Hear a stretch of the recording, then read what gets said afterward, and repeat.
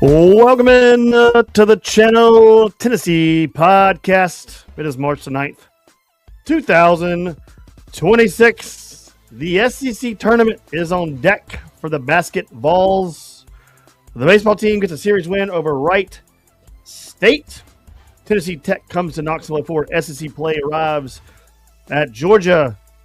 We'll take a look around the SEC and other teams and how they are faring around the country in baseball.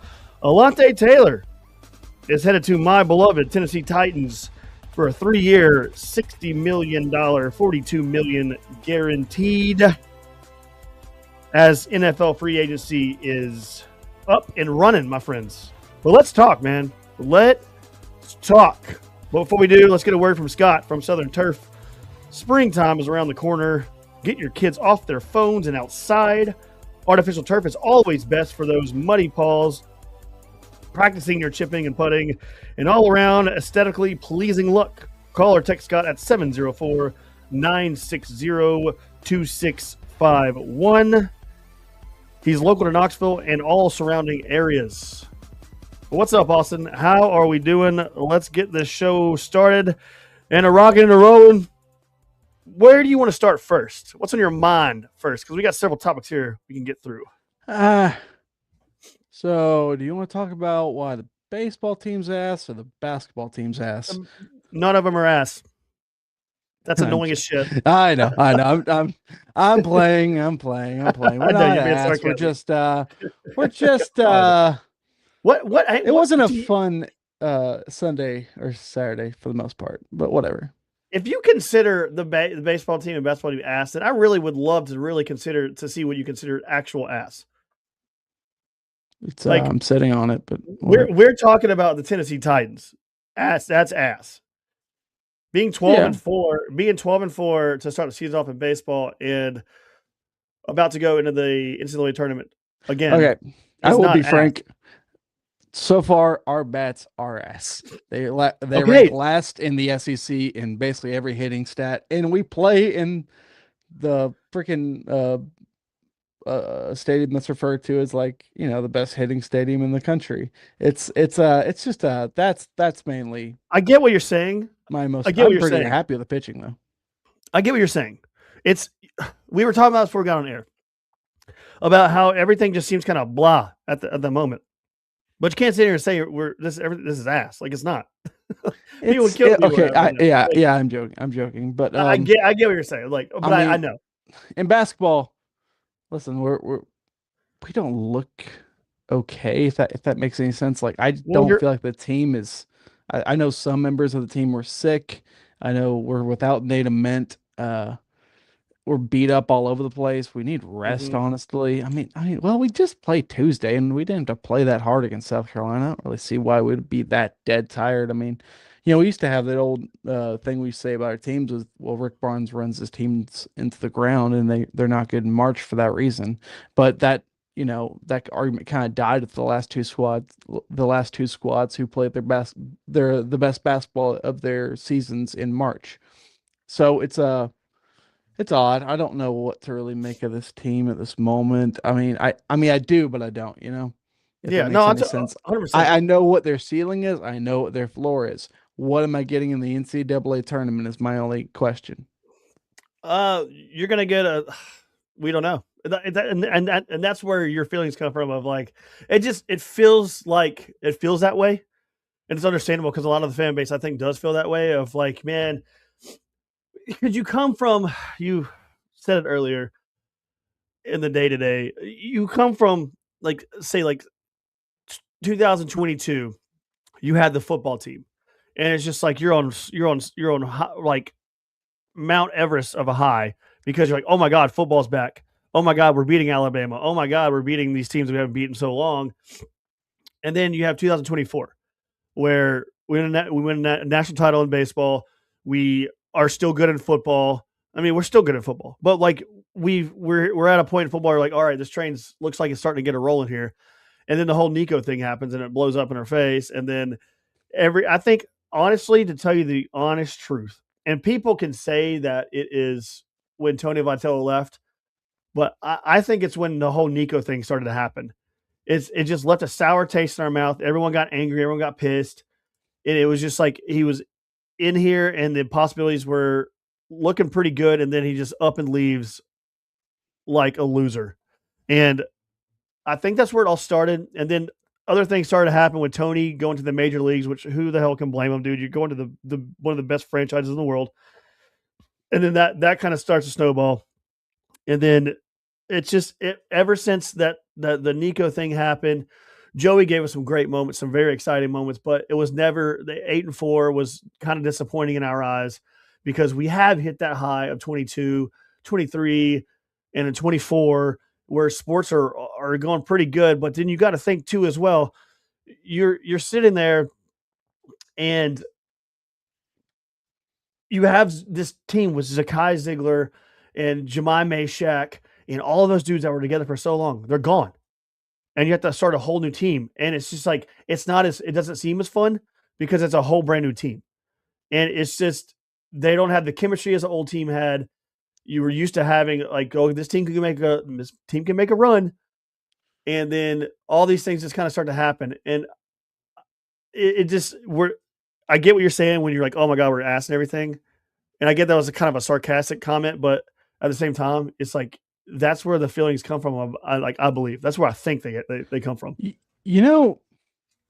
Maybe we're like a every other year or an even year team because in 2022 we were riding high. I mean, basketball, we won the SEC basketball tournament with Kenny Chandler. We did choke in March, whatever. I mean, that was still a great regular season where you should have been like a 2 seed. And then the football team does that first great season since the 90s or 2001. And then the baseball team has the best regular season ever and loses to Notre Dame. That was also the year of not reaching a satisfactory end because you got Notre Dame, you got losing to Michigan, and then you got losing to South Carolina the way that we did and did not getting invited to the Heisman ceremony. And then 23 comes. Yeah, the Joe Milton year, and that was disappointing for the most part. Let's just be honest. I mean, I drove down to freaking Gainesville to watch us do that thing again. And then you have the basketball team.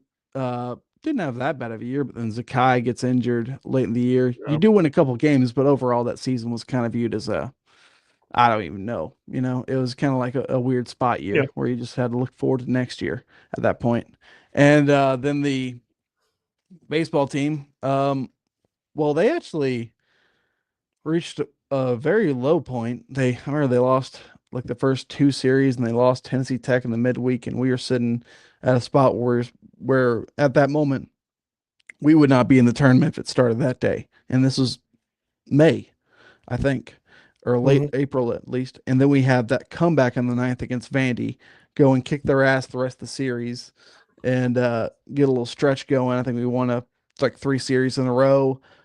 We did dip a little bit down there, then rise again, and then we got to the tournament, the NCAA tournament, and we weren't a host for the first time in a couple of years, and that's when the Southern Miss series happened, and then you went. Oh no! Before that was a Clemson regional, Clemson, and that was absolutely insane. So it was a weird little stretch there where, in 22 we underperformed like late in the year / postseason, and contrary to the rest of the season. And then 23, we overperformed in the postseason.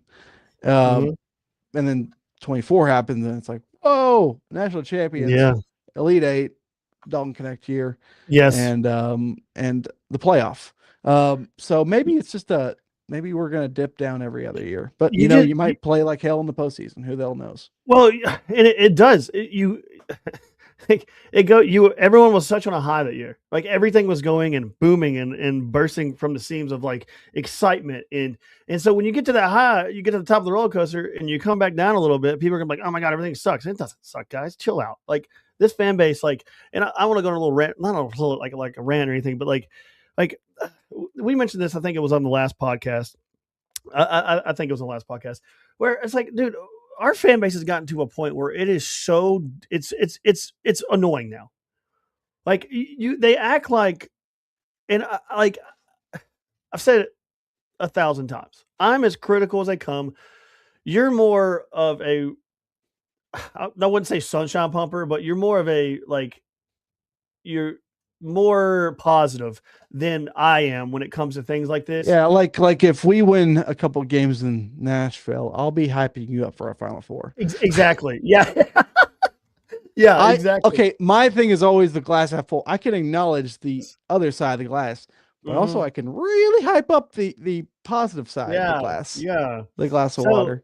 but it's just it's and I know it's probably just Twitter and a little bit of social media, but like, dude, it gets so exhausting. Like, shut up.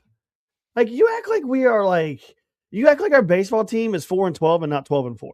And we're gonna learn a lot about our baseball team here in a couple days. You mentioned Tennessee Tech upsetting us in that year that you thought everything was going to go to hell in a handbasket. Everything was going bad. We weren't going to make any regionals or anything like that. Well, guess what? Tennessee Tech comes to town tomorrow, and that's before we go to Georgia to play Georgia. So, Yeah. and I get it. You want to see the bats get going. You want to see it. You want to see it happen. The bats are dull right now. They're not good at all. But at the same time, I'm going to take away the positives because, like, I feel like this fan base of this baseball team, like, y'all have got to chill the hell out. Like, I and you even say it. You say it all the time with the Braves, and when you're bitching about the Braves, oh, they're bats, and all of a sudden, next thing you know, they come alive again. Well, that's the Like, thing.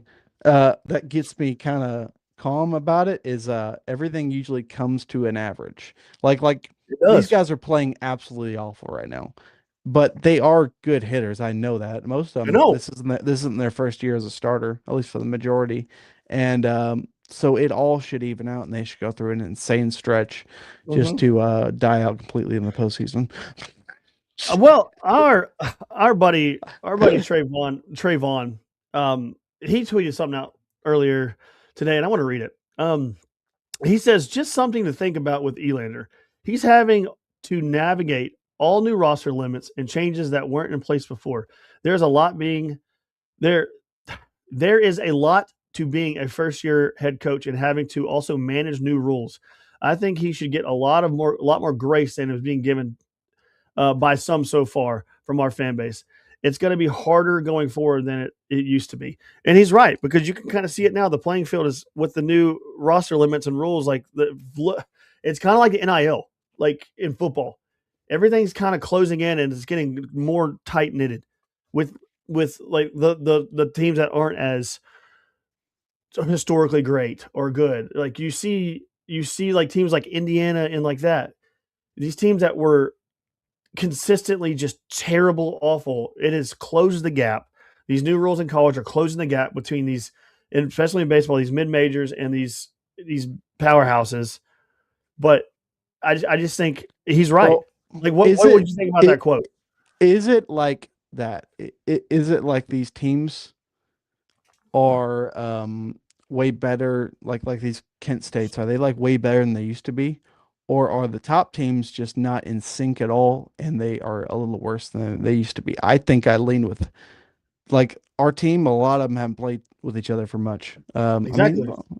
although I will say the best ones are the ones who are new here for the most part. I mean, well, not Jay Abernathy, Henry Ford and um, Blaine Brown and Newstrom, or not Newstrom, Myatt.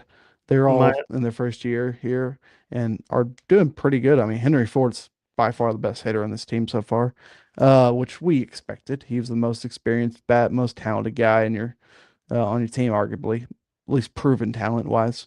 Um, so it's not that big of a shock, but I don't know.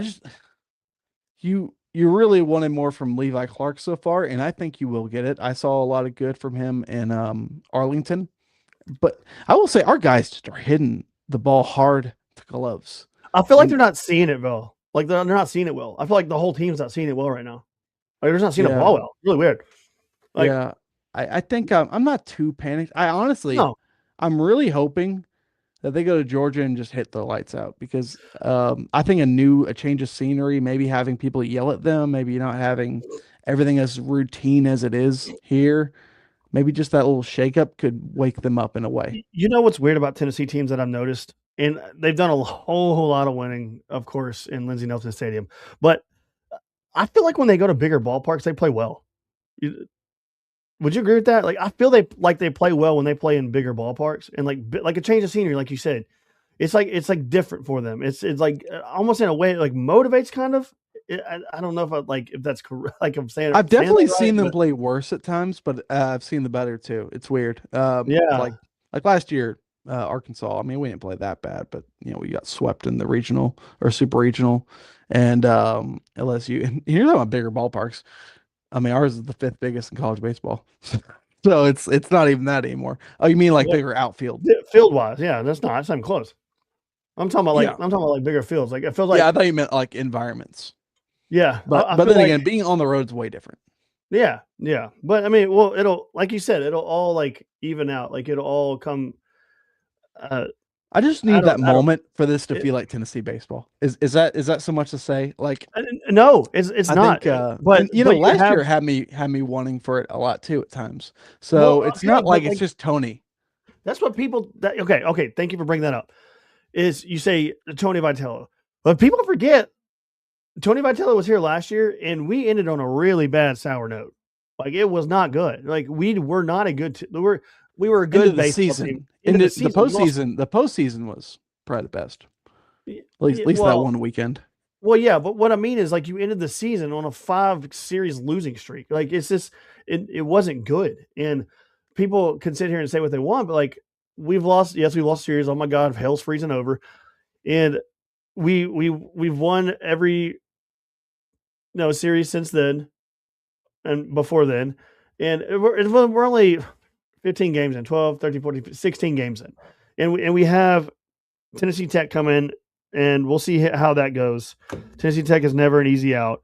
Any local Tennessee team is never an easy out in baseball. And then you go to Georgia. So, I mean, we'll see. But, like, if people just I always say this, like, I only care about what my team does. I usually mean that in football because you only have a certain amount of games in football. I do care about what other teams are doing around the country. And you see what happens. Tell everyone what happens. Like what has happened this week with LSU, with Florida, with teams like that, and Vandy, who are historically usually like really damn good. Like You know, it's not like everyone's I feel besides a couple teams is doing the same thing we are. They're figuring it this is out. actually kind of crazy what's happening. And I think you can look at last year and see some stuff that stemmed from this. I don't even remember last year, but hell, had their season in by Wright State. LSU almost lost to Little Rock. They won the national title, but Little Rock was this close to ending their season last year. Um, there was some others. I think Florida, Murray State, I think won. Some big. I'm not remember this verbatim, but like there was several. I think Kentucky was ended by West Virginia. So many teams last year. Oh, Texas lost to UTSA. UTSA won the regional last year. So Yeah. many of these schools had their seasons ended by these group of fives. And so far to start this year, you've seen these SEC schools just struggle with these group of five opponents. Arkansas just split a series with the Stetson Mad Hatters. And you just saw LSU lose a series to Sacramento State. You just saw Florida narrowly avoid a sweep of High Point. And what's some others? I mean, hell, Georgia lost to Wright State early in the Vandy. year. Vandy's Vandy, Vandy, my God, Vandy. Oh my Vandy's 10 and God. 7 right now. We could be Man, 10 what a Vandy's 10 and 7. we're all declaring when they kicked our ass so bad in Hoover last year, they were all declaring, "Oh, it's Tim Corbin's he's taking back over, Daddy's back, all that crap."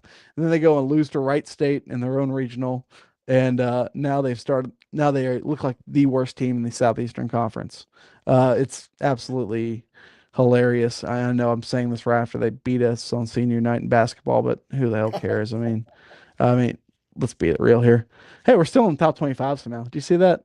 Yeah. The basketball team, I'm like, okay, whatever. I don't really think I have a top 25 basketball team. I mean, I don't think I don't, but I don't think I do, if that makes any sense. Like, we don't deserve to be in the top 25, but you could sure sell me on we're one of the 25 best, you know? We are. Do you think, 25 percent. how funny, we might be playing Auburn on Thursday in the SEC tournament. Mhm. Is that do you think if we win that game, does Stephen Pearl keep his job? Okay, so you have to inform me on this. I know that Auburn. Here's the thing, and you watch a lot more basketball than I do. I pay attention to it. I watch it. I'll sit in my man cave and flip through the games. Have 4 games on at one time, and just be watching it for fun. But I know that Auburn midway through the season, they're like, oh, they're decent, and then they just went on just a tear of like a horrible play and lost a lot of games in a row. Like they were at one point like on like a 4-game winning streak, and then they just hit a wall and they didn't do anything right. And like, okay, so explain to me, because you're on, you're on sites and looking at other fan bases. Explain to me, like, if there are there fans like melting to the ground right now. Well, let's be honest, this is the ultimate nepotism hire if you ever heard of it before. Yeah. I mean, so it was obviously if it had a moment where it just felt pretty much like a grand failure, it'd be hard to sell them. It's crazy to me they beat Florida in Gainesville by 9. They beat the crap out of Florida in Gainesville. And then they had won, what was it? 4 in a row, South Carolina, Ole Miss, Florida, and Texas. Then they lost to us in that snowstorm game. Mm-hmm. And then following, they lost to Bama at home. They lost to Vandy at home. They lost to Arkansas. They lost at Mississippi State. Then they managed to ink out barely. Probably shouldn't have. Like Kentucky just blew that game, but they beat Kentucky by 1. Then they Yeah. got their ass whooped by the Oklahoma Sooners. Lost to Ole Miss at home and beat LSU. Then got their ass whooped by Alabama, and now they are in the first day of this SC tournament. Staring, if they lose this game, they will end the regular season at 500, at 16-16, which is just horrible. But yeah, it's a disappointing year, I'd say. And if they lose, I think they're out of the tournament. They are right on the bubble. I don't understand how they're right on the Yeah. bubble. I They keep seeing that shouldn't they're. have any shot in hell at making this tournament, I but keep seeing that they're going to be in, and it makes no sense. that And they is just that is don't. wild. If Bruce was coaching this team, then they're a top 25 school, and Well, here's the thing: they were talking about who should get in, and I believe it was some scenario where they had who should get in, Miami of Ohio or Auburn, because Miami of Ohio hadn't played anybody really good. I'm like, dude, they're undefeated. Like that, you know how hard that is to do. I don't care what league you're in. Like they've proven, like they're a they're a tournament type team. They've proven it. if Now they might go out first round, but they've still proven that they've been like they the deserve, if you yes, don't lose a game for almost 6 months, and you don't get a shot to play for in the NCAA tournament, a field of 68, a yeah, field of 68 teams, and you don't get a shot to play there because you lost by a point to Akron in your championship game or something. yeah, Um, and honestly, the MAC is an underrated conference. I've due to Miami of Ohio being on this streak, and I had watched a little bit of them. They got a deal with CBS where they got a few of their games. They play on Friday nights, and I find myself gambling on them. So I'll tune in, and they got great environments. It's a good league. I really do think so. And just to go undefeated in that league and not have a shot to play for anything is really that cannot happen. I don't care. Like that's when you know the people managing this sport are just truly corrupt and screwed up in the head. hmm We this sport has lost all of its fun and its luster at that point. And I know all these players are going to end up on power conference teams next year in the portal if that's an option. But it's just that shouldn't be the case, man. And I won't lie, I've not been as plugged into college basketball just because Tennessee hasn't really been killing it the past this year. But this Do you this know? is this is not that great a year for Do you know it's um been the first year of double digit losses for Tennessee since COVID? wow. Yeah, 6 years ago. Is the last time we lost double digit games Rick in Barnes is a hell of basketball. a basketball coach. I'm just gonna put that out there. I know the tournament results could leave something to it leaves you wanting more. But the consistencies he's brought here, time in, time out, you cannot argue at all. He's elevated this program to massive lengths. We are Oh, now just a total mainstay. And I know I want more too. I want to make a Final Four. I really want to make a Final Four, and I really want to make a Final Four. And it kills me. Like I want it for Barnes so bad. It hurts. And it yeah, just and you know how much it pisses me off to watch Alabama go and play freaking Clemson for a shot at the Final Four and win. Like we would have beat them against a bloody pulp, but we end up having to play Houston and Purdue. It's just yeah. That draw was ridiculous, but I don't know. Like we've all said time and time again, and as a tournament approaches, we've said this so many times. Like, well, why can't Tennessee get a higher seed? Well, maybe this might be a good thing that they're not at the 2 or 3 line, and they're going to be around the 5. Like maybe that'll finally work out. Of Tennessee possibly maybe can go around because, like you said, like this team, like I don't think they will because they just have so many issues when it comes to like simplistic things like making layups and free throws and especially free throws. That you cannot this late in the season, you cannot still be struggling with free throws like that. That is just insanity to me that this team struggles the way they do still when they're about to hit the tournament. Like that is going to absolutely kill you. That could kill you in game 1 against a bad team. That could ultimately make you lose if you don't get your shit together at the line. And it doesn't seem like that's going to happen because it's just continually the same thing over and over again, missing the layups over and over again. Like you've got to just fix the little tiny stuff and you win. If you you can make free throws, you are not a double digit loss team. You It's that gotta. simple. Oh yeah, you beat Vandy, you beat Alabama, you beat Kentucky maybe twice. You beat Syracuse. Oh my God, dude! If you could just free throws, Yeah. make free throws at an average clip. I'm not asking you to make 95% of them. I'm asking you to make 74. I'm asking you to be average. I'm Yeah. asking you to be here. Here's all the teams. I want you right here in the middle at free throw shooting. That's all I'm asking for, and you can't give it to me. What the hell are we doing here? And I know we didn't have a lot of shooting in the squad. We're a big, heavy team, and bigs typically are worse at free throw shooting than guards are. But I mean, Bishop Boswell hadn't been that great at the line either. And I will say everything the best we played was when Nate was getting to the line consistently and getting that 20 plus scoring You performance. said you said this the other day, and I didn't even think about it. When Nate Mint is out, you said we really miss his free throws Yeah, because he gave you 10 points almost every game from the. He can Nate Mint. Listen, Nate Mint.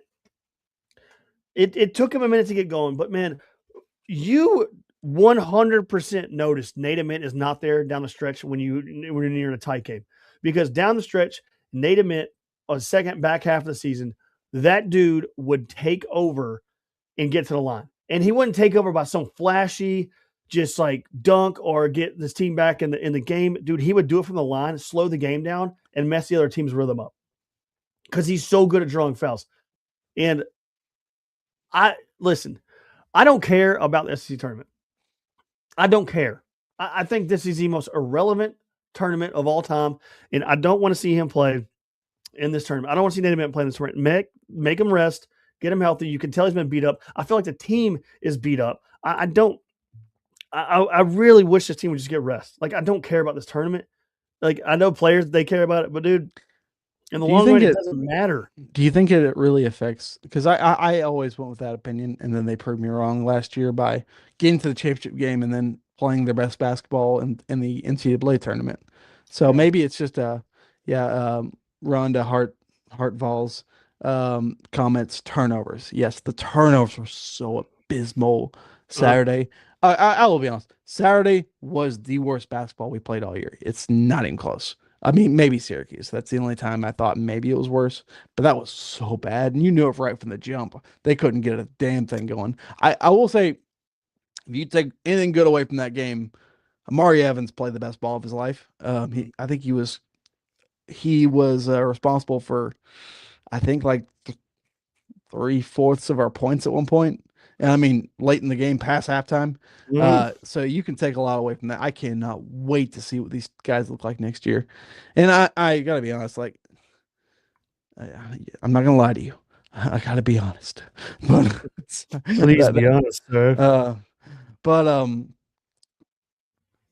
I don't really have high hopes on what this team's gonna do in March. I hope to God they surprise me and win 4 games. Wouldn't that be amazing? Wouldn't that be amazing to win 4 games? On its face, it doesn't sound that crazy. Just win 4 games in a row.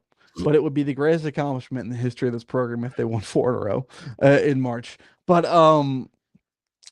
what was I gonna say? This squad though, Amari Evans, Troy Henderson, Dwayne Brown, all these young guys. I don't think there's any shot in hell you get a minute back, but No. whatever. Let's live in a fantasy world for a second. Oh. Um, let me believe he was. I saw a projection of him go in the second round the other day. I don't think so, but Anyways, anyways, this is an insanely strong freshman class. I really cannot wait to see these guys turn into. You got to keep them here, keep them paid, keep them happy, because I want to see them build chemistry for years, and maybe they can be the squad that makes my dreams come Amari true. Amari Evans is okay. So if there's one thing that needed to happen in that Vandy game, that was it. If Tennessee wants to make any type of at all run, players like him have got to step up. Because when you have Nate Ament back, and I don't know how much playing time he's going to get when Nate Ament comes back, but just you need role players like that that can come in and give people rest and take shots and make them like that. Like Mari Evans, and to be honest, like Mari Evans all year, he hasn't been. I feel like every time he shoots the damn ball, it's a brick, and he didn't do enough Yeah, against Vandy. Maybe that could be like a little. I'm trying to be positive here. Maybe that could be like a little spark of like, okay, I've seen it go in, because that's how many times you see someone shoot the ball, and like the ref like blows a whistle and the play's dead, and the other team will just swat it down because the other team doesn't want to see the other player see the ball go in. Oh, that's okay. That was good. That's why they do that. They bat it you down so they know, don't see it go in. you know what? It's a weird comp, but he kind of reminds me of like a Cameron Tatum, like a guy that isn't that high of a ceiling, but if he gets going, he can really do some stuff. And he's got pretty good handles. He's really lengthy. I like him. He's a great raw prospect, and the ceiling on him is pretty high. Um, Oh, you can I will definitely see it. You can definitely see he's a good player. You can definitely see it. I will say, like, man, this team would be so much different. If it had a Jordan elite Gainey. two, if it had an elite two guard, yeah, Jordan Gainey, Yeah, Jordan yeah. Gainey. Would he be running the point or would it be Jacoby? It'd be Jacoby. Jordan Gainey was too good of like a play. He's like too. Listen, Jacoby is one of the best point guards in the country. He is. He had the worst game He I've ever seen is. against with Vandy, but dude, he's a first team All SEC dude. He He is is. elite point guard in this country. If you can't see that, I can't help you. Oh, He just oh, needs to be a oh. shooter. No, he doesn't. No, Eh. he can handle Well, the ball. He based goes on based around. on Saturday, shooting ain't the greatest thing for him. I mean, it is, but he had a terrible game shooting Based off Saturday. one game. He did nothing good Saturday, actually. Man, No. I hate senior days. I feel like they take the air out of the ball for the for Yeah, the for the ceremonious team. yeah. Um, It kind of but does. They play sluggish. It seems like yeah, I remember that usually against like they're Kentucky. too Well, emotional. They're too emotional or something. I'll never forget Connect dropping 40 and losing to freaking a bad Kentucky team or a middle Yeah, of the pack Kentucky team. That was yeah, after beating them in Lexington. yeah. And truth be told, I shouldn't have felt so comfortable about that game because it's just hard to be a team twice nowadays, Oh, more it than is. ever. Because Mhm. you clean up all your mistakes, and they played hard as hell, and we couldn't get a call to save our life. I don't know what's happening. Like, That okay. why can't we So get calls? Why? I was at Like, I I was at was about to come out of my, I was about to, me and DR were about to go take the court. We were so pissed off. I saw dude. DR get up and just shout like so many obscenities, and he said, "I've never done that before." Like Yeah, the audacity, like the ball just. Okay, this is after like 7 horrible like piss you off calls by this ref. And then a ball just flat out goes off a Vandy player. Like it couldn't be more clear as day. And he goes, right, Vandy's ball. And the entire arena comes in an uproar. And eventually the other official comes over and overrules him because it was so obscene, You know, even though he had the best viewpoint. okay, I'm gonna get to that in a second too. But I was at the baseball game. I was having a great time. I didn't want to get pissed off because basketball pisses me off more than any sport for some odd reason. I don't know why it does. It just pisses me off. But the amount of text that I got during that game while I was at the baseball stadium of the calls, and then my wife texts me. She goes, "I'm glad you're not here because you would have committed murder by now." Like it was. She said it was so bad. Like it was so bad. But going along with the officials, what you just said of how can a fan base, someone that is sitting courtside watching the game, see something happen and the official that is standing point blank range cannot? I know there's a lot of things going on the court, but my God, it's right in front of you, and you are the officials have been absolutely. Why do we always continually talk about this? The officials have been absolute ass cheeks the entire year. They've been absolute bullshit the whole year. Sometimes you catch a vibe. Sometimes you realize what's happening. And it's just like they'll decide for like a 5 minute stretch, oh, this team's getting calls. The next 5 minutes, oh, this team will get calls. And they're trying to even out, but it's inconsistent. Like, why do they do that? Why do they do that? Like you come out of half and it's a completely different called game. Like that has got to stop. I don't know. I know it's been that way for a long time in this basketball. I think if you see officials do this, they should be graded upon it and seen like inherent biases and just times when they're being emotional and being a little favorable to one side or the other. It's a game about them. I need the most autistic people in the world to call these games. I need the most like narrow-minded people in the world, not let your emotions take over at all kind of people, and to call these games because I hate when I feel emotions are affecting the games. It's just it shouldn't happen. It really shouldn't, and it takes away from a good game. I want to see the better team play. I don't want to see no one in that arena paid to see an official. No one did. Yeah. And Rhonda comments says they make the call before the play finishes. They make the call. Yes. It's like they predetermine a call, and they like predetermine when you see a guy running full speed, and they have the whistle. They are ready, locked and loaded. And if this has happened in Tennessee so many times this year, and I am so tired of seeing Jacoby Gillespie go to the rim and get absolutely mugged and mauled. Like seriously, like they're playing football, and then the other team gets the ball, goes out, and we barely touch them, and it's a foul immediately. I feel like Zakai got those calls. I don't know what has happened. Didn't Zakai get those calls? Yes, he got a lot of them. He got a lot of we are missing points. See that right there?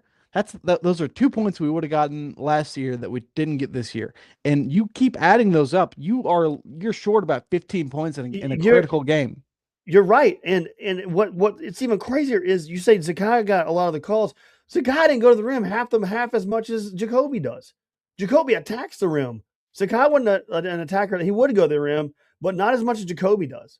Because Jacoby's real aggressive going to the rim, and he gets actually blasted. Because Zakai was more of a pass first. Jacoby is more of I'm going to go to attack the rim, see if anything's there first, and I'm going to pass it. And that kind of goes along with probably, man, I think a lot of the turnovers happen with him. But at the same time, it's like he attacks it, and he is really fast. If you've seen him in person, like he looks fast on TV, but the way he cuts the rim, it's quick. Maybe let me just live in my sunshine pump universe. We get new officials for the tournament, and he starts getting some of those calls, and we can maybe win some basketball games. Man, it sucks that you saw the high points of this team, and but the lows are so much lower. It's such a feast or famine type of squad. If they are the ones to deliver the first Final Four in the history of Tennessee basketball, I will not complain. That's probably how it usually works. That's how it usually works. It is kind of right. It is how it usually works. I mean, look So at. we're gonna go to a Final Four. Okay, we're done. This is kind of a dumb example. It's we're kind of a dumb going to a Final example, Four. but like the year Peyton Manning left, oh, we're screwed, and then that's the team that takes you to the national title game, and it's just when your team isn't supposed to do anything, I feel like that's when they're easiest to actually do something. It's easier because there's no pressure on you, like locked and loaded pressure of like, oh, you're one of the best teams in this school's history. You're one of the best teams in this school's history. You're like, oh God, there's a lot of pressure here from the outside and from our fan base and the media. But when you don't have pressure, you play looser. That's just that's how sports is. Yeah, I've always said like it's good to lose down the stretch, or like some down the stretch, because you'll go into the tournament ready to go. Like it's always seasons can often be like ups and downs, and so you go out on a down. Maybe you're going to go into the postseason on an up. Well, my dad says all the time that loss is good for him at the very end of the year. Like he's like, I don't think the team. I don't think they needed to lose. They didn't need to lose, but it wakes you up. It wakes you up. It pisses you off. Oh, I'll do this. I will bet on a team after the game after they lose every time. Yeah, because you know there will be extra pressure to play your best ball, and that's if you've ever played sports before, you know that though. Like you get lazy when we're beating everyone. You get kind of lazy a little bit. You're just like, oh, we're better than them, and especially like if anyone has ever played basketball, like in their life, like in high school or collegiate, doesn't matter, just organized basketball. You know, you get lazy when you get ahead, and the next thing you know, you look up, it's like, oh crap, it's like a 5-point game. This team's going on a run. That's what we did. That's how it is. Remember that crap? You get lazy. We blew like a 12-point lead in like a matter of seconds. You get lazy. It's true. It happens. Yeah. I used to do it all the time. It's like, oh, I got this in the bag. You're like, oh crap, hang on. I joke about us going to a Final Four, but we'll see the draw. I do think this team could like match up decently with a lot of teams. And that's all that matters is your matchups and how you play. That's really just it. Sometimes I hate basketball a lot because I mean this isn't the only sport where this is the case, but it's like sometimes you just won't have it, if that makes any sense. And that like totally against Houston last year, that was what happened. We couldn't make it. We couldn't shoot the broadside of a barn. And once you miss like the first few, I feel like it gets in your head at that point, and then it snowballs. And this is why you always need like a two guard that can just nail those threes, and hopefully that will wipe out some of the funk. That's always been my theory.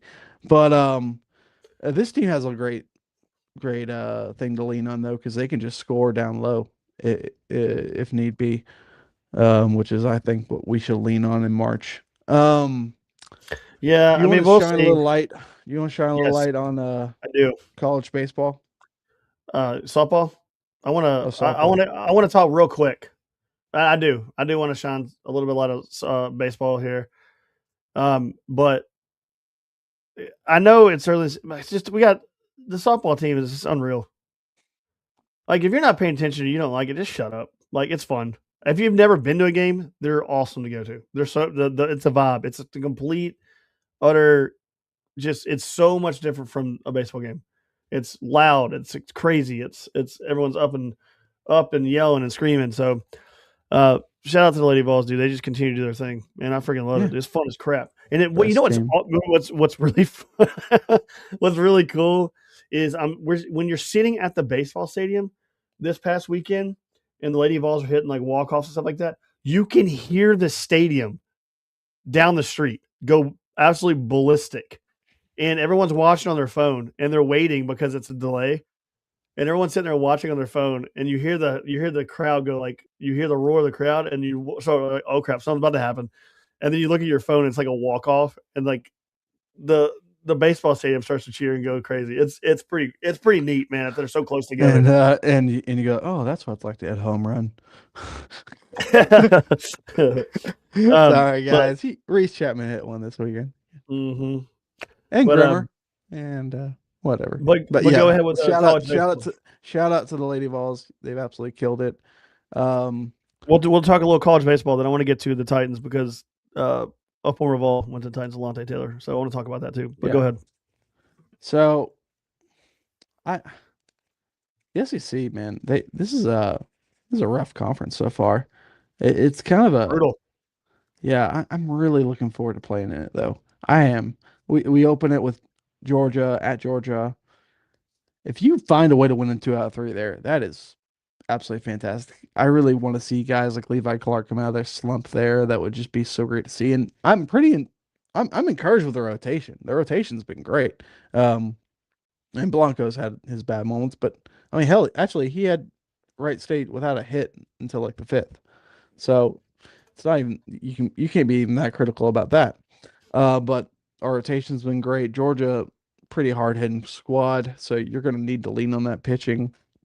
Hopefully, you can find something hitting wise.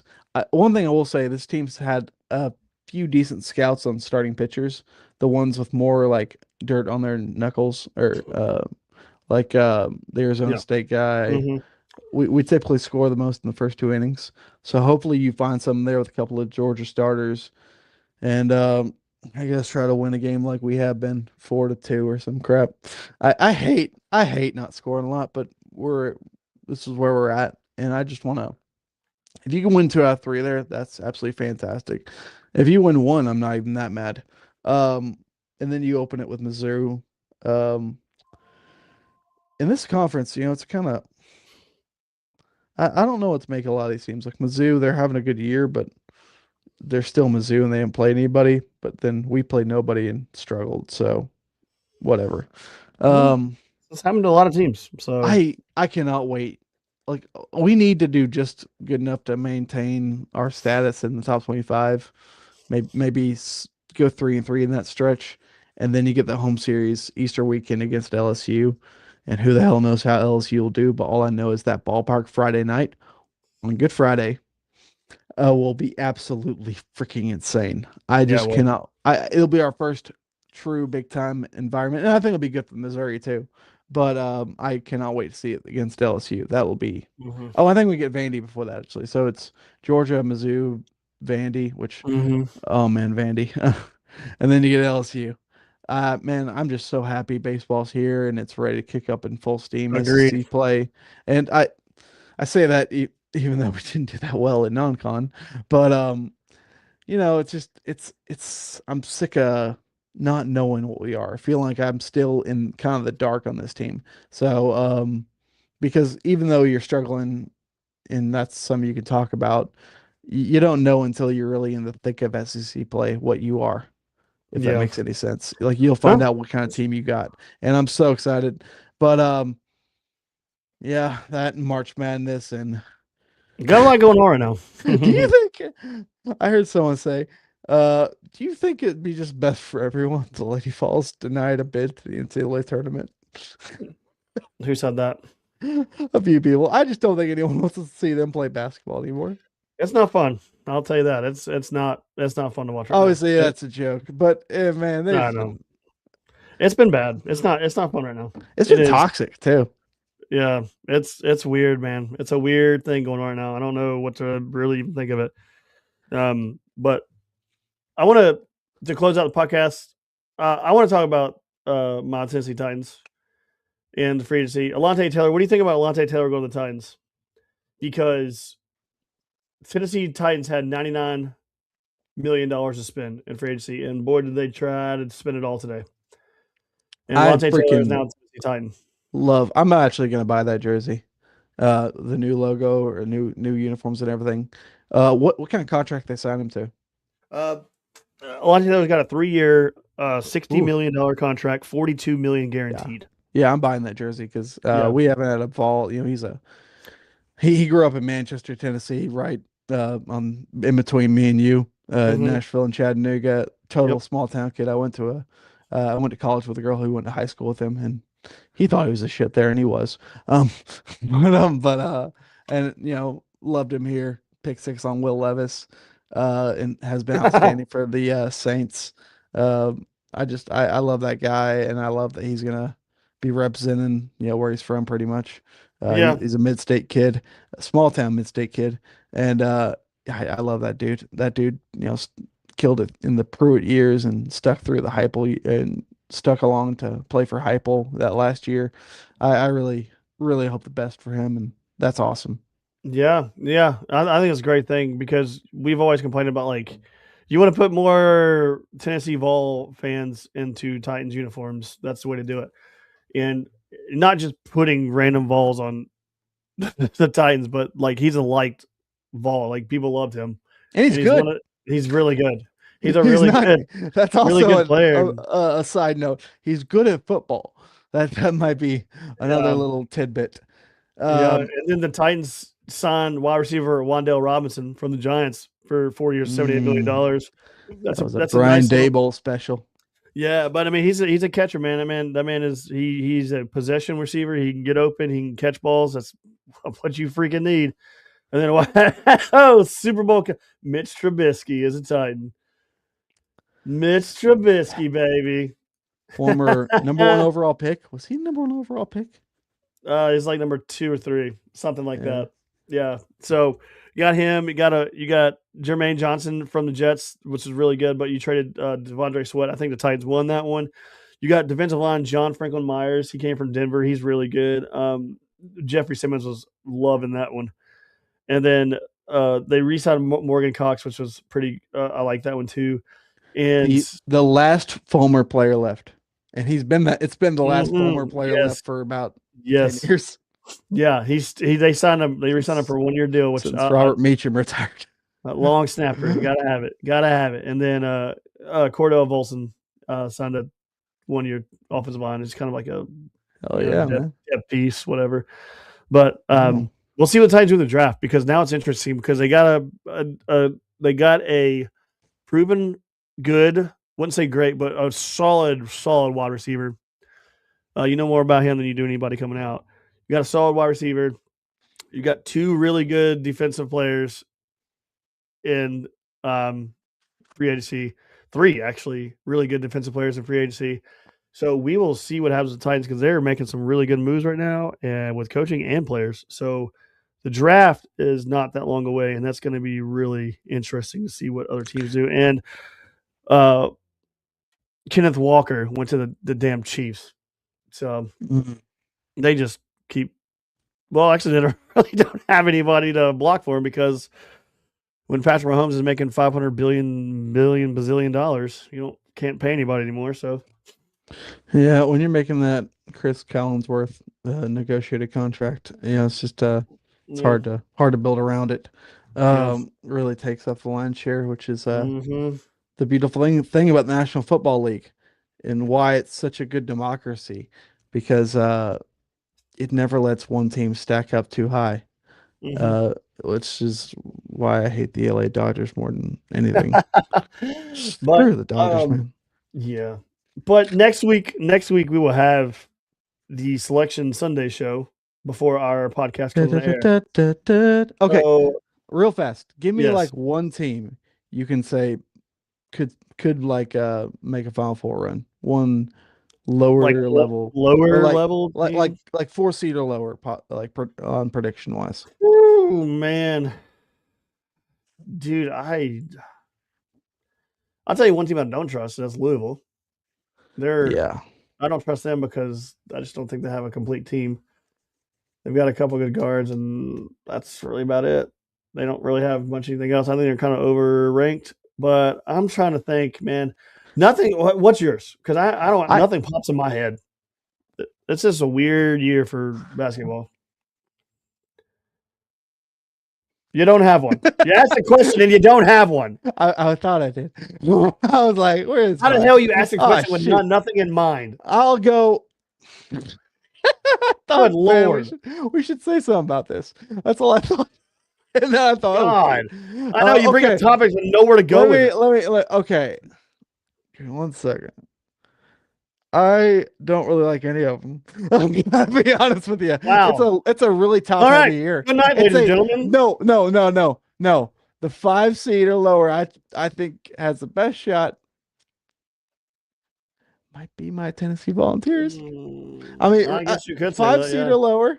I really think about it. Like I don't trust a lot of these squads. I mean, What the hell am I gonna say? Clemson? Hell no.